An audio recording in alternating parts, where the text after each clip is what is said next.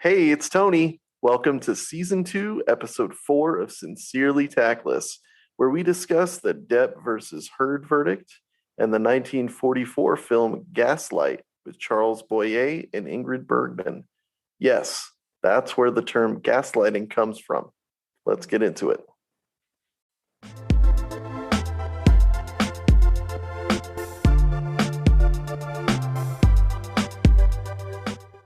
Dear listeners, just when you thought that it couldn't get any worse, it's about to get funnier. Sincerely, Tactless.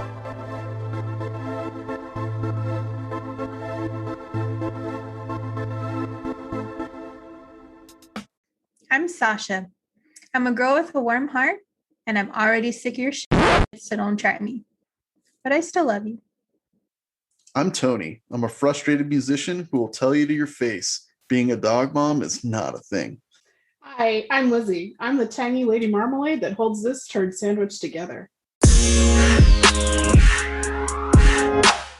So we had the pleasure of watching the Amber Heard Johnny Depp verdict last week now for us, huh? And they ended up coming back recounts in favor of Johnny, which it looked like it was originally 15 million awarded to him, and then I guess in Virginia there's a cap, so he only got a portion of that. So the punitive damages was only like 300,000, which still, I don't think that's what he was going for in the first place anyway, right? So they did award one count to Amber at 2 million, which was kind of like, yeah, his lawyer said some mean stuff kind of a thing.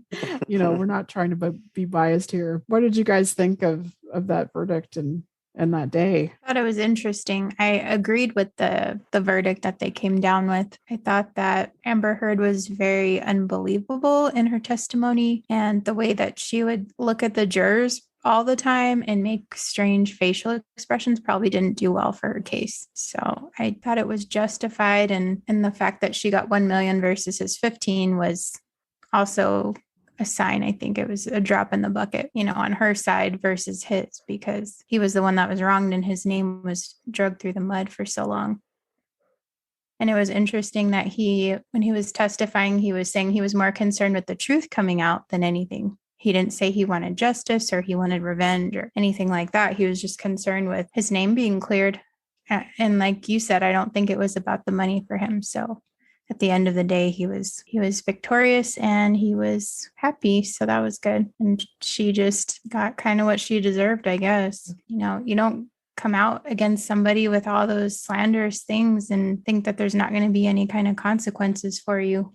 I was, happy for Johnny that he got the verdict more in his favor. That was good. I'm sure Amber will appeal it, but I can't imagine it's going to go very far. Yeah, I don't think it would. And honestly, too, I just think it was a huge win, not just for Johnny, but for other people who've experienced partners like that. Because, like we talked about in the Invisible Man, a lot of times you don't get any recognition that this person is abusing you in one way or the other, or this person is slandering you and talking all kinds of crap about you and whatever. You don't always get that satisfaction of having other people see it for what it is. So it's almost one of those things where you feel good about even your own situation because you got to see someone else's situation recognized. I don't know if you guys, identify with that, but I sure as heck did. I mean, especially being a guy where, this is a whole other topic, but, there's a stigma on men that are in abusive relationships where their female partner is the abuser. It's a weird dynamic that's not really talked about a whole lot, but, to see him come out and just lay it all out on the table and say, hey, you know what? I want the truth to come out, and it did, albeit, he wasn't, without some mudslinging on his side too. No one's completely innocent, but I really think that it was a just verdict. I think that throughout all of the interviews and, hours and hours of stuff, the jury was able to see the truth in the end. And I think that's really just huge. even just in general for our court system at this point, which has got all sorts of holes in it. It's nice to see something like that. The system worked. You know what I mean? That's And, true. and congrats to Johnny. He fought the good fight and came out. It's tough. I'm sure even more so as a celebrity to lay all that stuff out there.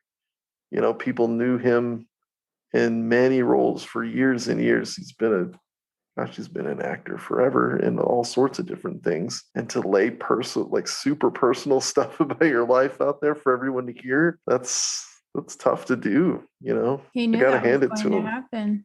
Yeah. Yeah, he was Yeah. aware that was where that was going, and it was more important for him to have his true character seen than to have his past hidden. That was really admirable. For sure, yeah. It was. And what's interesting, I neglected to mention, she was the only one that showed up in court for the verdict. He was actually kind of getting on with his life. He was in England at the time. He was performing with some group and stuff. And it was funny because we tweeted that during the verdict, and one of our Twitter friends said, I think it was more important for her to win. For him, I think he just wanted to speak. And that kind of really, really summed it up. In fact, that's at tweet 2, Emma Morgan. Thank you for that, Emma, because that pretty much summed it up. That she was just like, I'm here, this is my winning day. That's it. That's what she was expecting, right? Yeah. And they're like, we only half believed you. Also, do you guys think? I mean, I don't know if you've seen, but her lawyer, the one that I can't stand because she reminds me of my 5th grade teacher. She's going on the sorry. She's going on the tour right now, trying to do damage control. And I'm kind of like, I kind of wish she had just shut up, because she's not doing herself any favors. She's still trying to make them look like, I'm the victim, Amber's the victim, all this stuff. And part of the problem was they were outgunned in that courtroom. Johnny's team was hella good. Holy smokes. Just the way they handled it, the way they changed hands, they let a woman interview Amber. I think you brought that up, Sasha. I mean, they just took them down, seriously took them down. And Amber's team seemed, just, I don't want to use the word incompetent, because I don't think they're incompetent. They just seemed underprepared. Yeah, it was like they were always behind the ball. Yeah. Like they were always one step behind everybody else. And when they would try to throw something out there, like, oh, let's talk about this real quick, it would just fizzle right out. Like, they proved time and again they really had no leg to stand on. Yeah, and then she lied. I mean, they caught her several times. Yeah. And that doesn't help either. It's not great. And if anything, that should serve as a warning. So let's say, hypothetically, she was also a victim in this scenario. It's hard to believe, obviously, because we caught her in a lie. But if you think that exaggerating your abuse or lying to try and get them, is going to help your case, it's not. It's going to remove all of your credibility, and you're going to be sunk. So tell the truth, just tell the truth. That's all you got to do. And honestly, your abuser is going to hang themselves eventually, figuratively speaking. Well, and speaking to Johnny's goal in the whole thing too, you have to understand, if something like that happens to you, your goal should never be justice for the person, getting back at them. None of that. That should never be your goal. Your goal should be fixing yourself, moving forward and growing, and moving past it. Having your story heard, I think, is great. I think Johnny approached it in the right way. If he would have approached it from the side of wanting justice and wanting her to pay for everything, then I think it paints you as the aggressor, So I think that it's something that's extremely difficult to do, obviously. If someone wrongs you, I mean, that's just human nature. You want to give it back to them. No one wants to stand there and take a punch and not fight back. It's just not the way we're built. But in a case like this, there's so much more going on than just a self-defense kind of situation. And with someone like that, you need to cut your losses at some point and just move on and focus all that energy on getting yourself back on track. Because that's the real goal, is to not wallow in it, because you're just gonna sit there your whole rest of your life trying to get these people back. So I think, gosh, in so many ways, Johnny brought such class to the whole thing. A lot of maturity there. I'm sure it was difficult, but the dude did the right thing in the end, and it's good to see it pay off for him. If we learned nothing else, also don't talk to the jury and try and educate them on metadata. It's not a good look. No.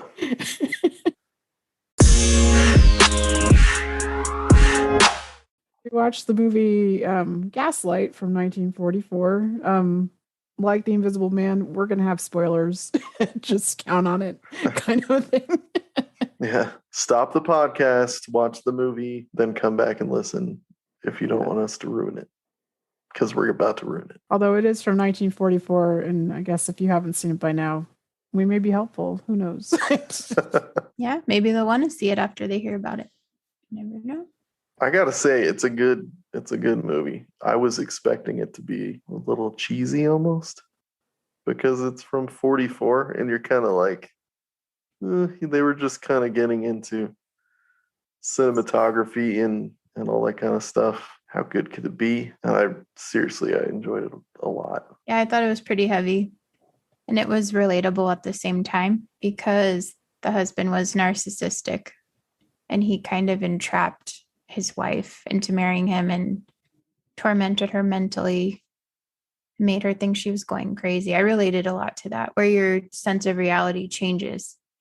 You don't even know it's real anymore, and you question yourself and you question your judgment, and it's just difficult to know what's reality and what's in your head and who you can trust anymore. You feel like you're going crazy. So I really related to all of those things in the movie. And I have to say, Sasha's reaction here is pretty tame. We actually had the pleasure of sitting next to each other to watch it on the couch. And she was fired up. Let me tell you. I was right there with that woman in the movie. I was right there, and I was relating to her and just thinking about my situation and how the tactics used in that movie are so accurate with a narcissistic person and how they treat you and what they do to you. So yeah, I did get a little bit fiery. Sorry. I did, yeah. Not sorry. She was all over it. The love hater may come out in a little bit. We'll see what happens. Yeah, we'll see what happens. See if I had my haterade today. Oh, to open it, it was kind of funny. They gave you like a little glimpse in the beginning of the gaslighting thing, because they were like, so Ingrid Bergman's character, Paula Alquist, is in the beginning being let out of her home, and she's going away to school. And they show, I guess, maybe the footman or somebody in the house, like lowering the gas light, kind of as foreshadowing. That was kind of a cool moment. So she goes away to music school to be an opera singer like her aunt, who was tragically murdered. And there she meets Gregory Antoine, the illustrious Charles Boyer, who is her accompanist. And that's an interesting guy. I have to say, too, I used to like Charles Boyer. I like him no longer as a result of this character, because he just embodied it so much. He's very hateable. It was so bad. He was so evil. Yeah, that's the mark of a true actor. He made you hate him because he was that for good sure. at it. Yeah, he was too. I don't think I could watch him in anything else and not hate him after seeing this one. Oh, for sure. Yeah, he's done. Sorry, Charles. So yeah, she goes to music school. Her maestro is so cute. Oh my goodness. She tells him she's in love, and he's like, "You've got to go. Like, get it. Be with this man instead of doing your opera singing. It makes total sense." Does anybody remember why she was going to Lake Como? Was that like to visit somebody?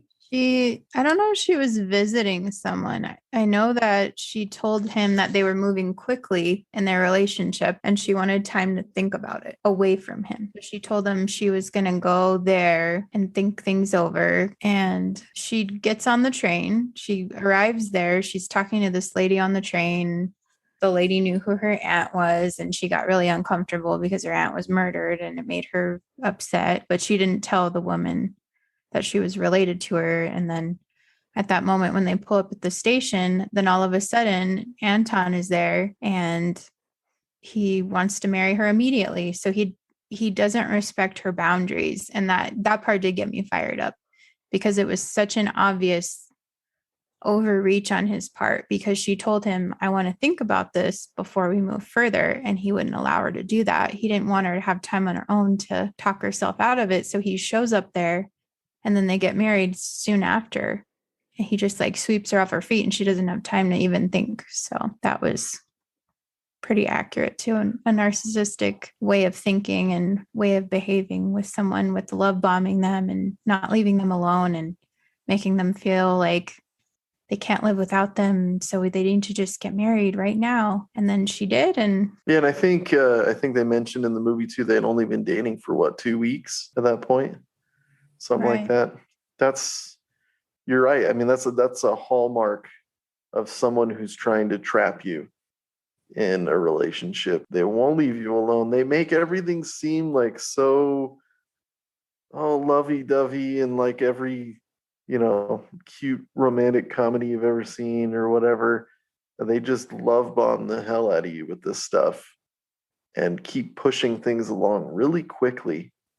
And I think that little trip was her feeling some discomfort about that and wanting to take a step back. And like you said, she takes a step back and he takes a step forward towards her and doesn't let her move anywhere without him. She only had the train ride without him, basically, is all she had. And then they were inseparable from there.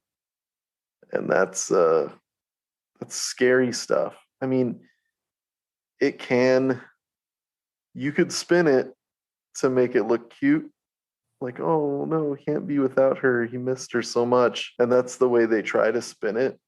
But at the end of the day, she asked for space and he just blatantly ignored what she wanted, And that's kind of how those people act. It's more about what they want and how they can get what they want than anything that you want or feel or anything like that. And they really portrayed that in a good way too, because I forget what he says when he meets her at the station. He said something about how he couldn't be without her, right?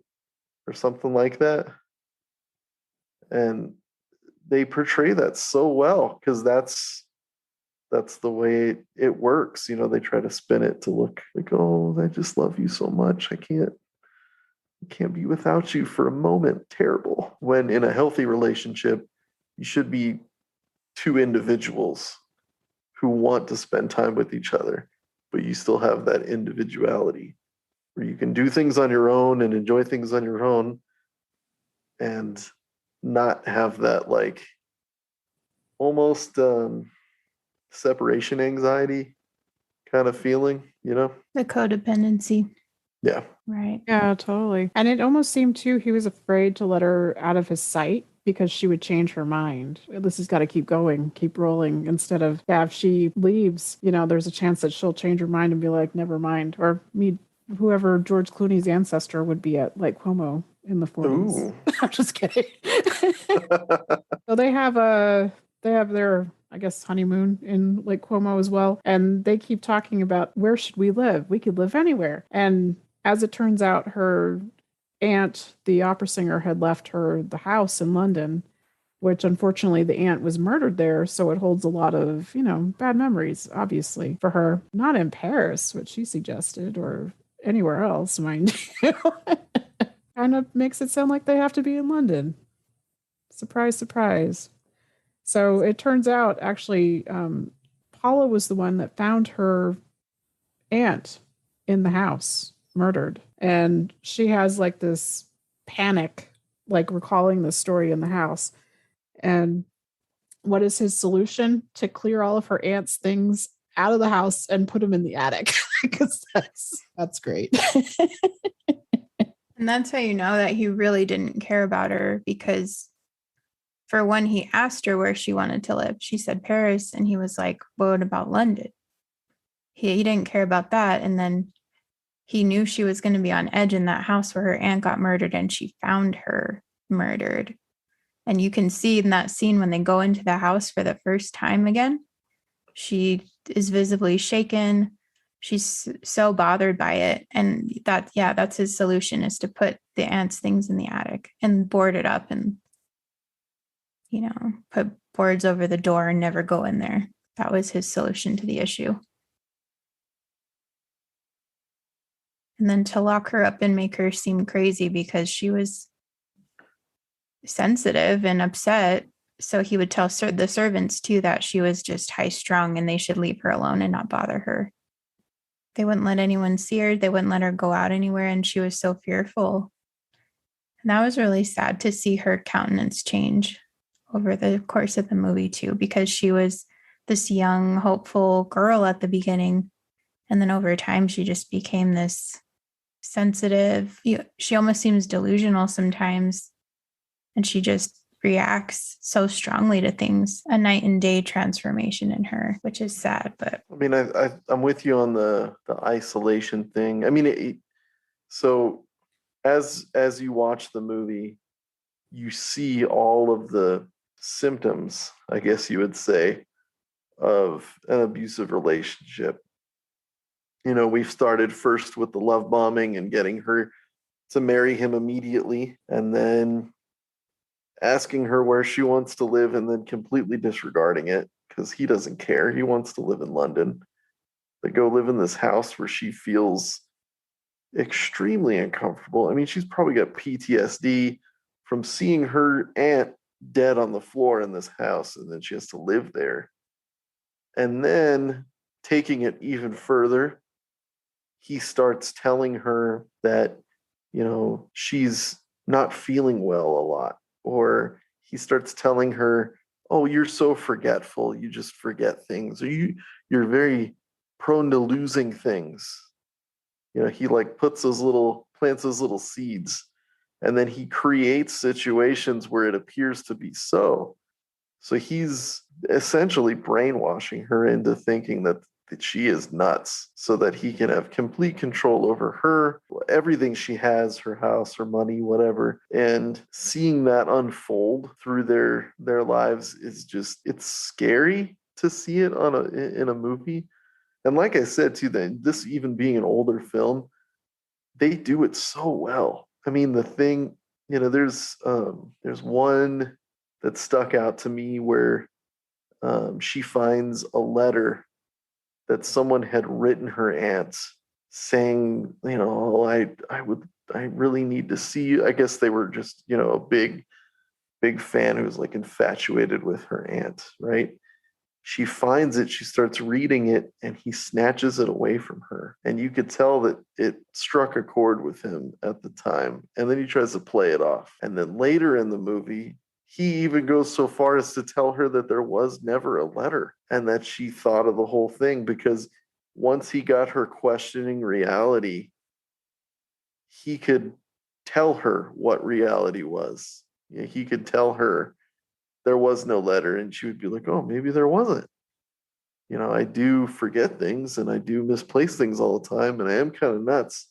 So he's probably right, and to see that unfold, that whole brainwashing thing is frightening, but it's also good to be able to see it somewhere else.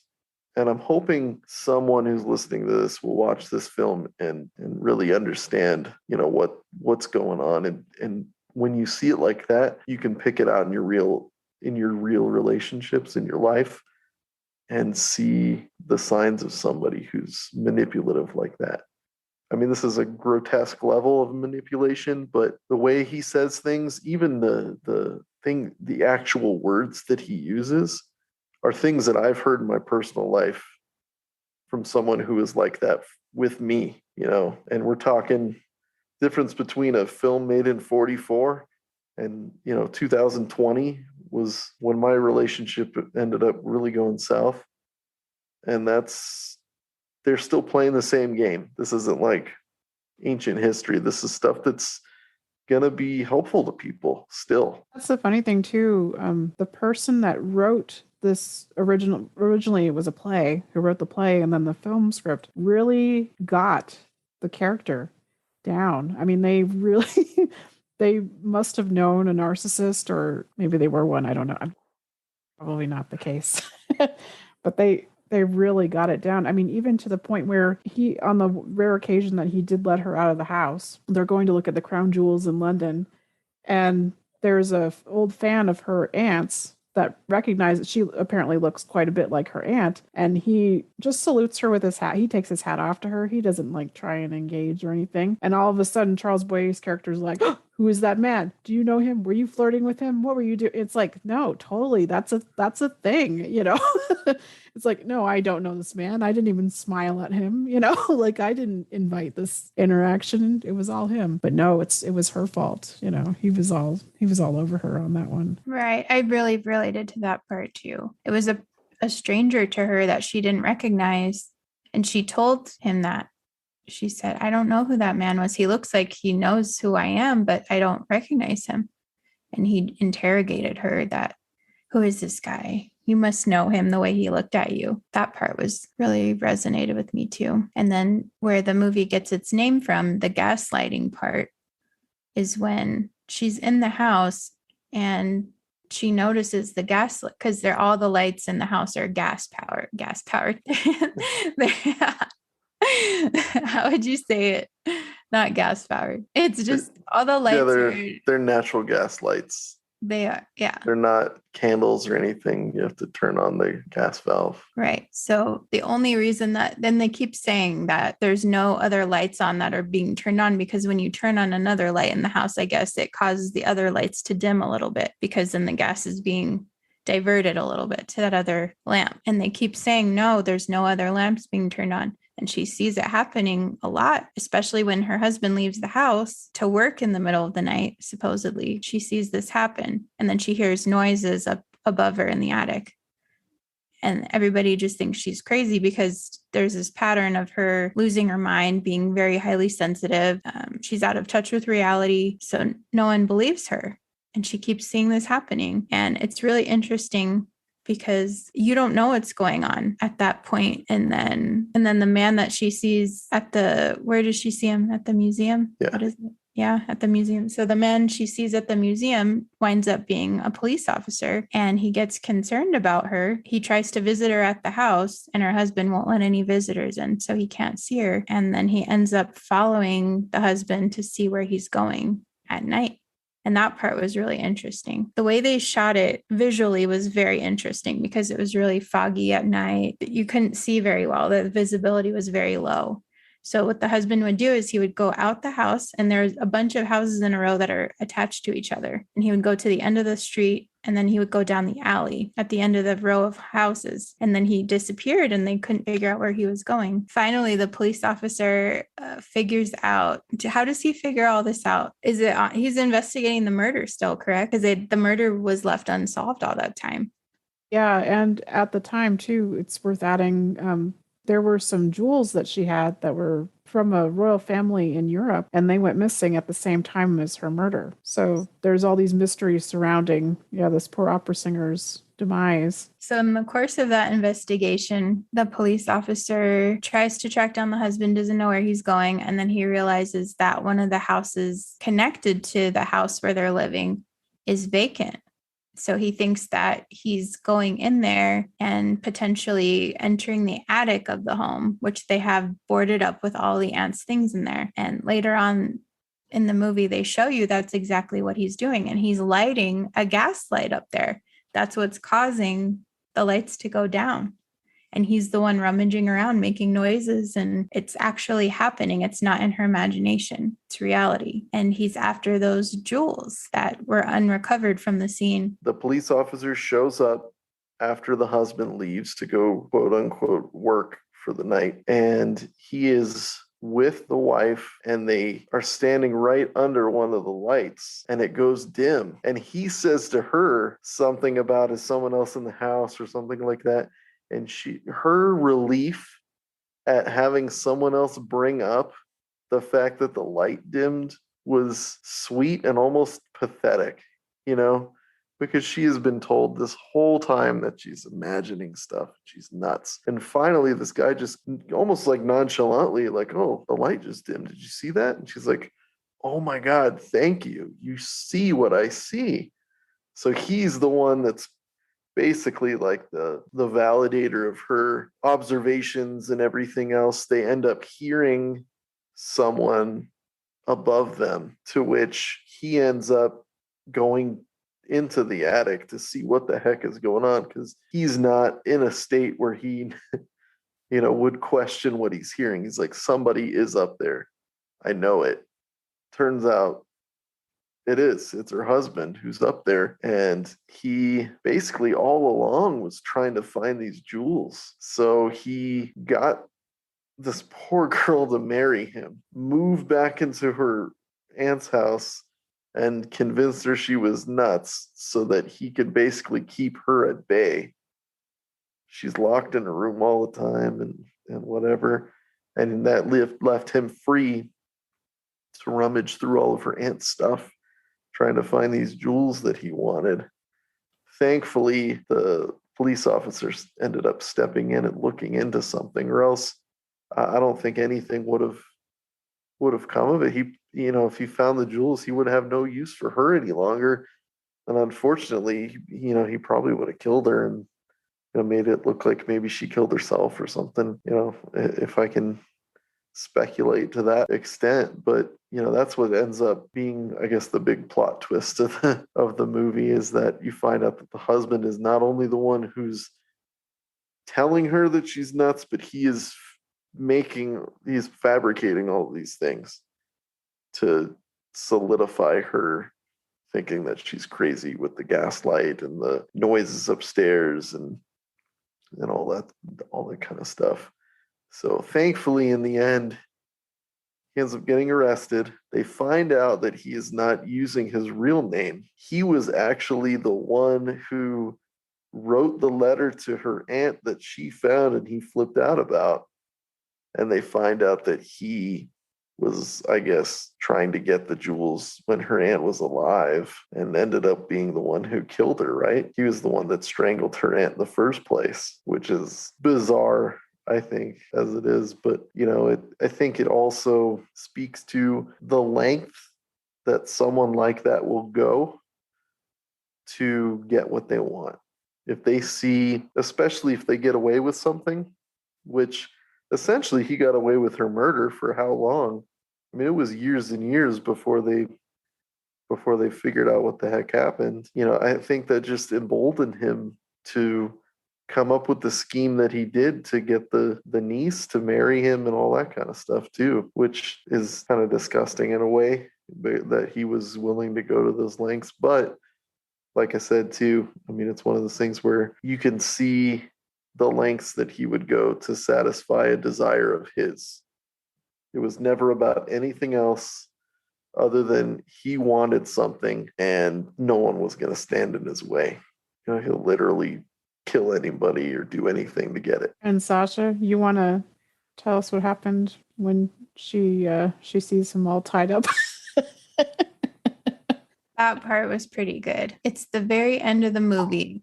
Charles Boyer gets in a struggle with the police officer. The police officer ends up tying him up in this chair in the attic, place where he's been, rummaging around for these jewels. And he's calling for his wife. He's calling for Paula, and they give her a moment with him in there alone. She closes the door behind her, and you just wonder, how is she going to react? Is she going to go back to her old way of thinking, of just being so devoted to him and being a little bit delusional? Or is she going to continue on with the truth, where she's had this revelation of these gaslights turning down are really happening? And he's the one that's been tormenting her this entire time. So you're sitting there on the edge of your seat waiting to see what's going to happen. And he tells her to get him a knife and cut him loose. So she's rummaging around in these drawers in there in the attic, And she pulls out a knife and she holds it up and she says, "Is this a knife? I don't think this is a knife. I don't know." Then she throws it away. So she's totally playing with him. Like, reality isn't reality anymore, right? You've been telling me that this entire time. I don't even know what a knife is anymore. I don't know what to believe. And she goes off on this like soliloquy for a moment, or this monologue, I guess you could say. And you can see that she's finally found her voice and she is in reality. That part was really good. I was glad that it ended that way, where it kind of came full circle, that this man was found out and he wasn't allowed to continue on anymore and he was going to go to prison. So that part was really good. If you've ever been with a narcissist, you'll enjoy that part. If you ever known anyone in your family, anything like that, you'll appreciate that. Yeah, it's another one of those moments where you're like, this guy got what was coming to him. And even though it wasn't me, like in my personal situation, you just get fired up. You're like, hell yeah. She brought it to him, by that whole, and I wish I even remembered everything she said. I couldn't do it justice. My suggestion is go watch the movie for sure. Even knowing how it's going to end, it's still a great movie. And you're still going to get that feeling at the end. Justice is served and he gets what's coming to him. It was so good. Yeah, she's like, "Is this a knife? Oh, I don't know if it's a knife. Oh, and I'm always losing things." Oh, that's right. That's what she said when she threw it away. She's like, "I'm always misplacing things. Whoops." That was really good. And you think about it too, we liked the Invisible Man because she got him good. Like, he was absolutely not gonna touch anybody ever again. And on this one, she came out, "Yes, I know what's going on. I'm telling you I know what's going on, but my hands are clean. Like, I didn't stoop to your level." It was such a different sort of ending. She didn't stab him with it. I kind of expected her to stab him, honestly. I wouldn't have blamed her, but yeah, she did the noble thing. Because there were police officers outside the door. I mean, they would have known who did it. I don't know that they would have blamed her either. It'd have been like, he fell on this, I'm sure. That's what happened. Happens all the time. Always losing knives and it ends up in your husband's chest. I don't know what happens. Sorry. It's always the last place you look, I mean, what can I say? Yeah, that was such a good movie. My goodness. Like you said, it's surprising how good it was and then how accurate it was. He would just like put her down and build her right back up again, and it was just like this roller coaster of emotion. And speaking of roller coasters, if the relationship in Gaslight or even the Johnny Depp Amber Heard debacle rings a bell for you, know that you can leave and do it safely. In the US, the National Domestic Violence Hotline is 1-800-799-7233. You can also go to thehotline.org. Please don't wait. Do it today. And listeners, we want to hear from you. One of our friends from Twitter suggested the topic for Season 2, Episode 1, titled Coworkers Gone Wild, and you can hear content that you suggest too. Send us your ideas on Twitter @SincereTactless, email us at sincerelytactlesspod@gmail.com, or even leave us a voice message at anchor.fm/sincerelytactless. We look forward to hearing from you and doing what you say.